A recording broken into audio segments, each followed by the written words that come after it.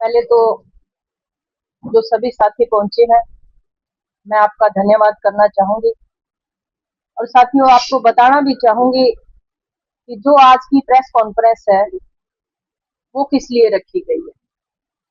आप सभी को पता है और आपने देखा भी है कि एक बहरूपिया 2-3 दिन से एलनाबाद हल्के के दौरे कर रहा है और वो ये कह रहा है कि जो मौजूदा विधायक है उसको जनता ने चुन तो दिया पर उसको बोलना, विधानसभा में बोलना नहीं आता। तो मैं आपके माध्यम से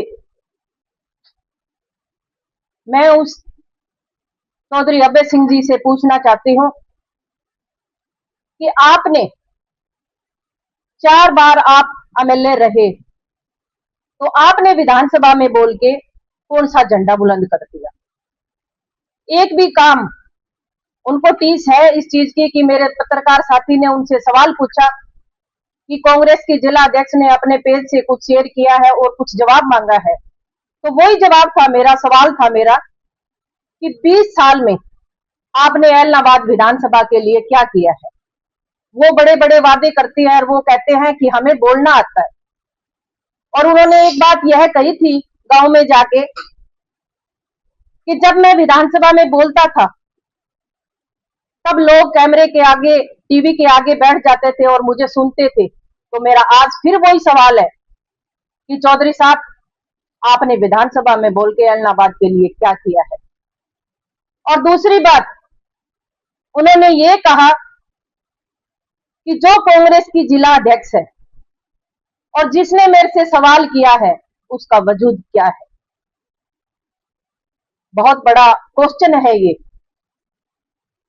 कि एक महिला जो हरियाणा के अंदर एकमात्र महिला जो डिस्ट्रिक्ट प्रेसिडेंट बनी है और आज उसके वजूद की बात की जाती है, तो मैं चौधरी साहब को बताना चाहूंगी कि मेरा वजूद जो है, आज मैं सरपंच एसोसिएशन की राष्ट्रीय उपाध्यक्ष हूं और प्रदेश उपाध्यक्ष भी हूं और डिस्ट्रिक्ट प्रेसिडेंट भी हूं और संगठन ने मुझे चुना है और आज आपने संगठन को चुनौती दी है।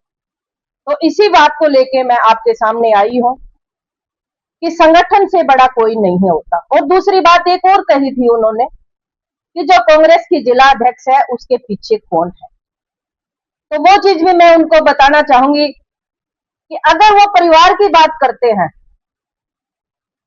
तो एक आवाज लगाती हूं मैं आज परिवार को और एक साइड अभय सिंह जी अपने परिवार को आवाज लगाएंगे। देखते हैं कितनी देर में किसका परिवार उसके पीछे खड़ा था।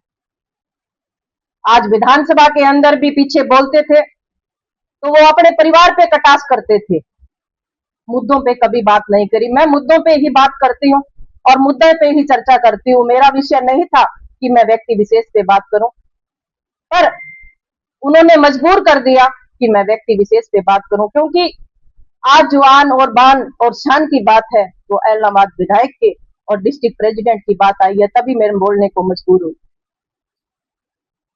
तो आज मेरा फिर यही सवाल है चौधरी अभय सिंह जी से कि एक पीछे एक तो आप परिवार खड़ा कीजिए और दूसरी तरफ मैं मेरा परिवार खड़ा करती हूँ और फिर भी पार्टी की बात करते हो। तो आज जिस हिसाब से आप बोल रहे हो, हमने सुना था कि ताऊ देवीलाल जी के जो विचार थे हमारे परम आदरणीय रहे हैं और आज भी हमारे लिए परम आदरणीय हैं, हम उनके लिए गलत नहीं कहते। उनके विचार थे और इनकी पीढ़ी के अंदर हम देख रहे हैं कि इनकी बौखलाहट जो है वो इनके संस्कार तो उनके संस्कार तो नहीं लग रहे, क्योंकि आज इसी बौखलाहट ने और इसी घमंड ने उनको 85 से 2 पे लाके खड़ा कर दिया। ये अहंकार ही ले बैठा इनको, जो रात को मुख्यमंत्री बन के सोते हैं, प्रधानमंत्री बनने का सपना लेते हैं और इतनी ओछी मानसिकता रखते हैं कि आज एक महिला पे उन्होंने तंज कसने का काम किया। तो मेरा फिर ये सवाल है अभय सिंह चौटाला से कि अगर आपके पास कोई विकास की प्रक्रिया है, विकास की बात है, तो एलनाबाद के अंदर कितना आपने 20 साल के अंदर विकास किया है? फिर मैं वो वादे के साथ आपसे पूछना चाहती हूँ कि आप मीडिया के सामने आइए और अपना विकास गिनाइए। उसके बाद में आप जो मौजूदा विधायक है, तो 3 साल से ही है। 3 साल की बात करें 2.5 साल हुए हैं अभी, 2.5 साल में इनके पेट में दर्द होने लग गया। तो पहले 20 साल का विकास क्या है वो बताइए आप। अकेली विधानसभा में बोलने से कुछ नहीं होता। अगर लोगों के लिए काम किया है तो वो मीडिया के सामने आके रखें। इसके आगे आप कुछ पूछना चाहते हो तो मेरे से पूछ सकते हो। उनका आरोप ये भी था कि आपके परिवार के उन्होंने 1.5 साल से ज्यादा का वक्त है, कोई भी काम इलाहाबाद हल्के में नहीं हुआ है।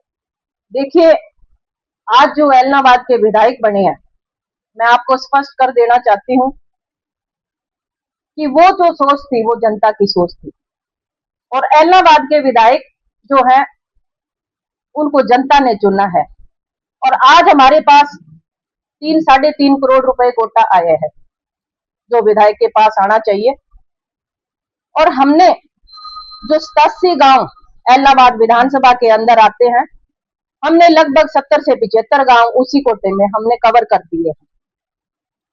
हमने कोई पैसा घर में नहीं रखा, क्योंकि जो विधायक का फर्ज होता है, क्योंकि सभी विधानसभा से, सभी जो गांव से हमारे पास वोट आते हैं, तो हम जो पैसा है वो हमने बांट के दिया। पर एक बात और, जो चौधरी अभय सिंह जी गांव गांव जा रहे हैं और ये चीज कह रहे हैं कि मैंने इस गांव को 2 से 2.5 करोड़ रुपए दे दिए, तो ये सवाल भी उनसे पूछो आप जाके, और शायद सरकार से भी ये सवाल पूछ लेना आप कि ऐसा कौन सा विधायक है जिसके पास हारने के बाद कोटा आता हो, जो आप वो गांव गांव जाके वो कह रहे हैं। दूसरे की आप जो बात कर रहे हैं वो जिला परिषद की बात कर रहे हैं, ब्लॉक समिति की बात कर रहे हैं, तो वो तो लोगों का अधिकार है, वो तो देना ही पड़ेगा। जो निजी जो चौधरी अभय सिंह का है उसमें से उन्होंने क्या दिया है, मैंने तो 20 साल का पहले हिसाब मांगा है कि आपने 20 साल में क्या किया है वो बताएंगे। अब उनका जा जाके कहने का क्या मतलब है। कौन सी सरकार है वो जो हारे हुए एमएलए हैं उसको कोटा देती है, ये सवाल आप उन्हीं से करना चाहते हैं। अभय सिंह चौटाला कह रहे हैं कि कांग्रेस का अस्तित्व खत्म होने जा रहा है, तो इस तरह के छोटे नेताओं को सुनना है। किसका अस्तित्व? कांग्रेस का। वो आपके खुद के गिरेबान में झांक के देखे कि आज 85 से 2 पे कैसे खड़े हो गए। और एक वो बात और कहूंगी मैं, आज वो एलनाबाद के विधायक पे टिप्पणी कर रही है, तो 2 विधायक उनके भी हैं, उनका विकास गिनवाइए ना, उन्होंने कितना का विकास करवा दिया।